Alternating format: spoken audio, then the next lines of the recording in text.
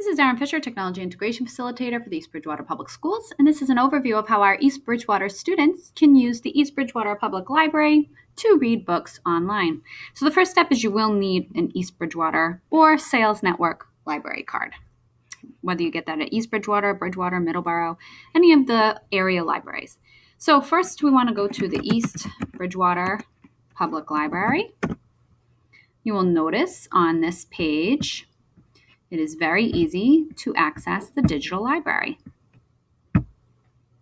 When you were younger, you might have accessed Tumble books. Now that you're a little older, we're going to access some digital ebooks. So we're going to go into library services, and to read on our Chromebooks, we're going to access digital books and music. If you have a tablet at home or a phone, and you get your parents' permission, because you are required to be 13 for this item, and you will need an email that's not your school email. Hoopla is also a great tool for at home to take out digital media. But for the Chromebook, we're going to choose digital books and music. And this is going to take us right to the Sales Overdrive network. That means the books will be available to read online, and that's powered by Overdrive. So what's really great is that you'll notice you have access here to 5 other area networks aside from Sales. So if you don't find the book you're looking for in the Sales network, you can simply click one of these networks and you possibly will be able to find it. The Sales network appears to be the larger network, but the other 5 will have books as well. So I encourage you, if you can't find what you're looking for, to look in those other networks. Now, when you get to this page, notice I had chosen Sign In. I'm going to choose my network below. It is Sales. I'm going to enter my card number, which can be found on the back of your library card, and I'm going to enter my PIN number, which you should have set up when you received your library card. Usually it's the last 4 digits of your phone number, but you may have set it to something else. It might be the last 4 digits of your parents' phone number or guardian's phone number. But if you can't remember, then you'll need to stop in at the library. So I'm going to click Sign In. Now, once I sign in, I do have access to all books, including the adult genres. So we trust you to be mature and use your judgment. You should be getting books that are appropriate for your age level. Notice I can click on any of these other networks if I don't find what I'm looking for. You can just search under kids and teens if you'd like, or you can search under collections. We can search under kids and teens. I do recommend searching within your own age group genre to avoid seeing inappropriate reading material for your age.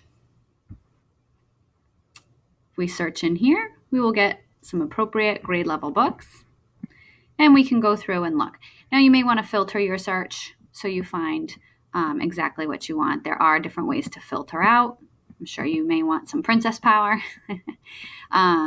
But you can take a look. So dystopian means like futuristic, like the movie Divergent or the book Divergent. And there's a lot of different books in here. Read-alongs are more for younger students, but you'll see a lot of good books. So let's say I know what I want to read. Maybe I want to read Out of My Mind, which was on the summer reading list. This is a really good book if you haven't read it, by Sharon Draper. Notice, here it is. And you want to look for ebook, although if you want to listen to a book, it is audio. It won't show you the text. It will just play, like almost like a recording. So you may want to take a look at ebooks. So let's say I'm going to borrow this.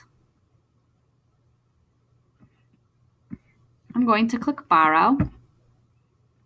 And it's going to tell me I can choose how long. So if you know you're going to take a little while to read it, you may want to choose 21 days. Even if it doesn't take you 21 days, you still may want to give yourself that time. The book will automatically be removed from your device once it's due, so you don't have to worry about it being late. Now, notice it's saying read now with Kindle. That's not what I'm going to do because I don't have my Kindle. That's set on my account, which is why it says that. But I'm going to go to my loans. I'm going to click my book and see where it says having trouble. I'm going to click having trouble right here once it loads.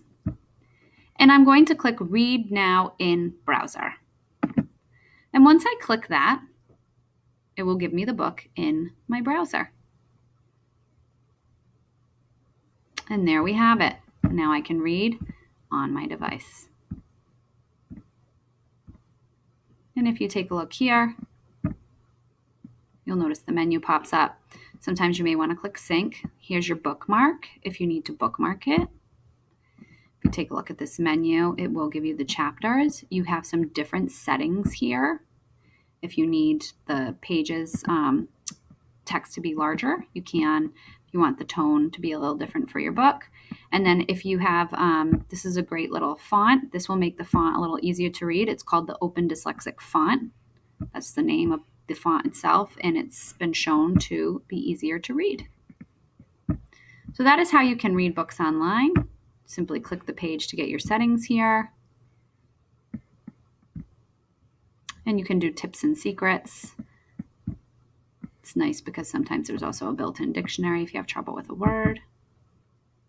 And that's how you can read online. Enjoy.